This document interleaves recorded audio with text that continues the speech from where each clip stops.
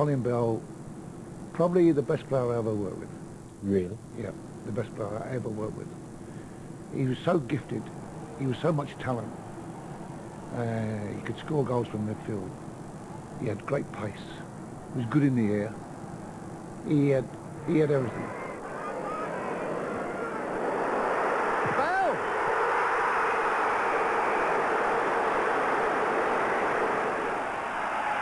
In the heart of every football club, there is a player who comes to define an era. Terrific goal from Didier Drogba! Cristiano, el golpeo de Cristiano, qué golazo.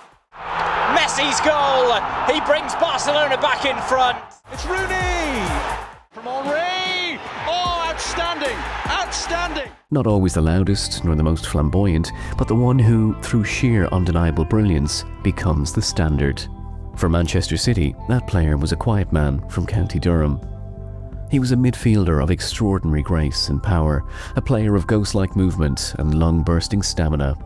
To the thousands who packed the terraces of Maine Road, he was, and always will be, the king. On Wednesday night at Old Trafford, Manchester fell silent to remember Colin Bell. A team of City number 8s walked out that night. But for many of the club's supporters, there was only ever one number 8. The man who became known at Maine Road as the King of the Kippax. Bell! And Bell moving up very strongly on the right, and Bell's got a chance now. 2-0. Bell! It's a fantastic shot by Colin Bell. This is the story of Colin Bell. Colin Bell was born on the 26th of February 1946 in Hesseldon, a small mining village in County Durham. It was a world of coal dust and community, a place where life was hard but simple. Football was the escape. His mother Elsie remembered him as a boy obsessed, recalling, "He was a very, very shy boy, painfully shy, but when he had a football, he was different. He would play all day long if you let him. Out in the back street, against a wall, anywhere. He just loved it. We had to get the window fixed a few times, mind you." While his talent was obvious, Bell himself never saw it that way.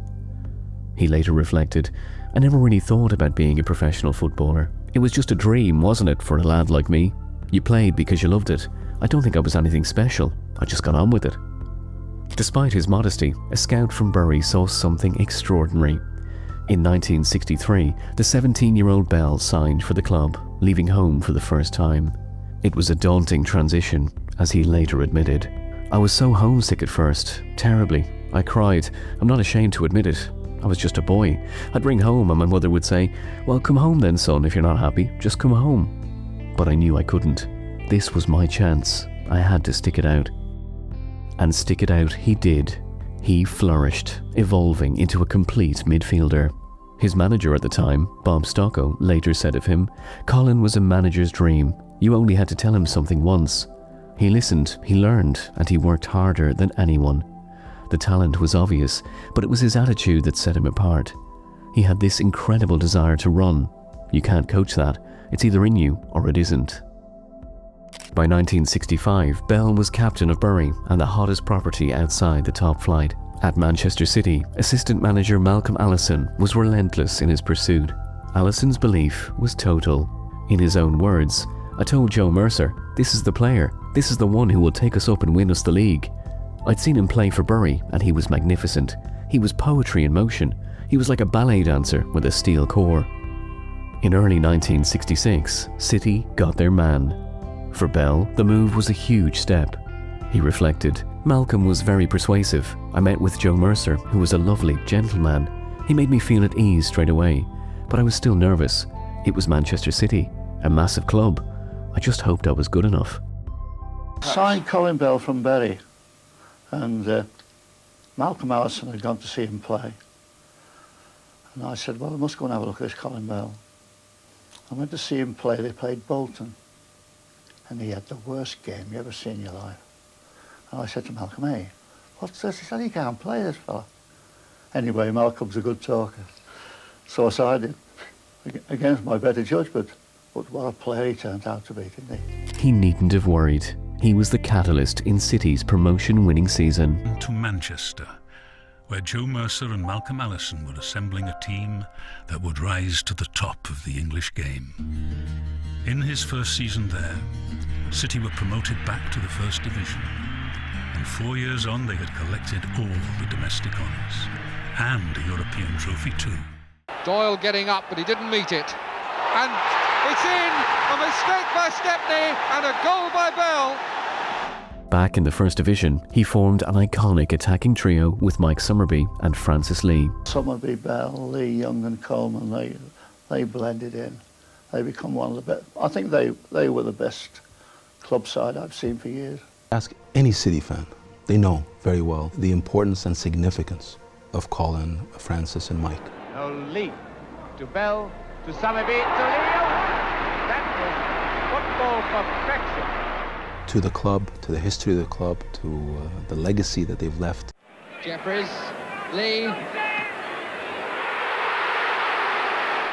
Colin Bell, to me, the complete footballer, because he used to play the game so easy, control the ball, any position, cover the ground, far better than anybody could ever think of. You talk about people getting into boxes today. He could be in the box, having a go at goal, back defending before we can say Jack Robinson. Amazing player, great player. Fellow forward Francis Lee added, well, he's got a lot of ability, and he makes such long runs from behind, and he's always up there with you, and he's always back in defence. With me being the most forward player, he always gets up alongside me, and he always seems to be back in the defence as well, so he's not a bad fault. Jeff, Colin Bell is the leading scorer at the moment in the First Division, 18 goals. He gets the same rate of scoring as a Greaves or yourself or anybody like that. But he has a different game. He gets back and defends. Would this help you? Would this be a better game for you to play, or is he just one in a million or something? I think he's one in a million to an extent. This fantastic lung power he has. He does seem to be spoiling things a bit for us strikers in being a midfield player and getting more than the strikers are. But he's got this fantastic lung power, marvellous. His style was unique. He would glide across the pitch, ghosting from one penalty box to the other. The fans on the Kippax terrace idolised him. They gave him the nickname that would last a lifetime, the King. Bell himself, however, was always humbled by the title, saying, "I never really knew what to make of the nickname. It was very flattering, of course, but I was just Colin from Heselden. To be called the King was, well, it was a bit embarrassing, really." The 1967-68 season went to the final day, the 11th of May. City had to win at Newcastle to secure the title. On a tense afternoon, with the score at 2-2, the championship was slipping away. It was then that Colin Bell took control. Now, what can he do? There's Lee! There's Lee! He's not offside! He's not offside! Lee has scored! Lee has scored the goal! This must surely be it is! Manchester City are the champions of the First Division. They've defeated Newcastle by 4 goals to 3. And now, from St James's Park until next season, it's goodbye. Manager Joe Mercer later summed up his importance. When we needed someone to stand up and be counted, Colin was always there. That goal at Newcastle summed him up. He was the best English player of his generation, no question about it. He must be called in Nijinsky. Great player, probably one of the best players I ever signed in my life, Colin Bell. The league title was just the beginning. The FA Cup followed in 1969. It's all over! The FA Cup, a great performance. They have played so wonderfully, but Leicester City. In 1970, City won a unique double of the League Cup and the European Cup Winners' Cup. Captain Tony Book recalled the resilience needed in the European final, playing in a monsoon in Vienna. The pitch was a swimming pool. You needed players with heart for a game like that. Colin was magnificent. He could play in any conditions. The mud didn't stop him. The water didn't stop him. He just kept going. His form for City earned him an England call-up in 1968. His high point with the national team came in the 1970 World Cup. For Bell, it was the ultimate honour. He would say, "Putting on the white shirt for the first time was the proudest moment of my life. To represent your country is the greatest honour a player can have. Playing alongside people like Bobby Moore and Bobby Charlton, it was a privilege." England fell to West Germany in the quarter-finals after a controversial substitution. Bell, however, never pointed fingers, stating simply, "People talked about the substitution for years.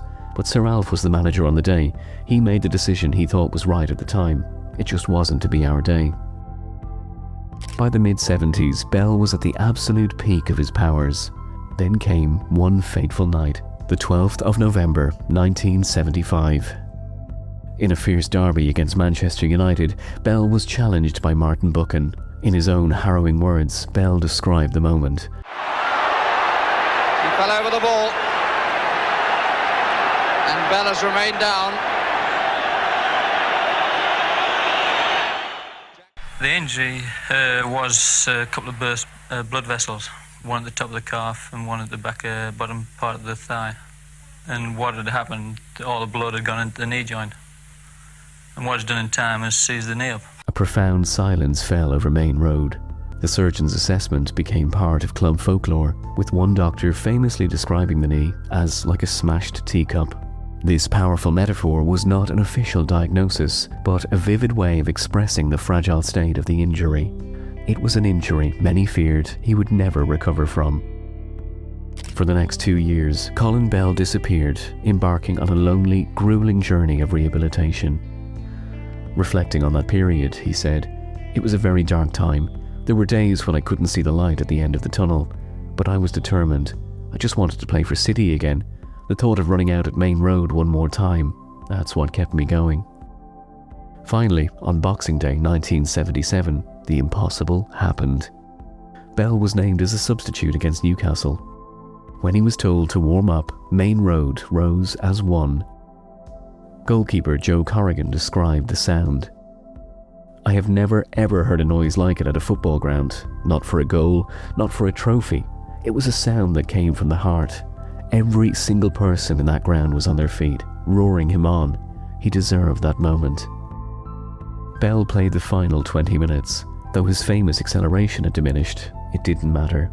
He was back, and the crowd's roar made it clear they knew this moment was nothing short of miraculous. He continued for another season and a half, but he knew he wasn't the same player, later admitting, "I tried my best, I gave it everything, but I couldn't do the things I used to be able to do.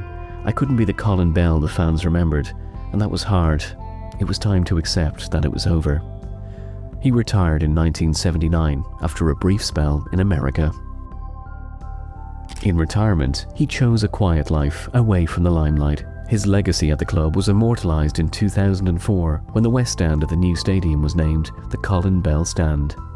On receiving the honour, a typically modest Bell said, "I was completely overwhelmed. It's such a fantastic honour. I'm just a lad from Heselden. It's hard to take in. I can only thank the club and the supporters. They've always been wonderful to me." Colin Bell was more than just a footballer. He was a symbol of an era. A man who blended extraordinary talent with a quiet humility. He became the beating heart of Manchester City, a legacy forever etched in the hearts of its fans.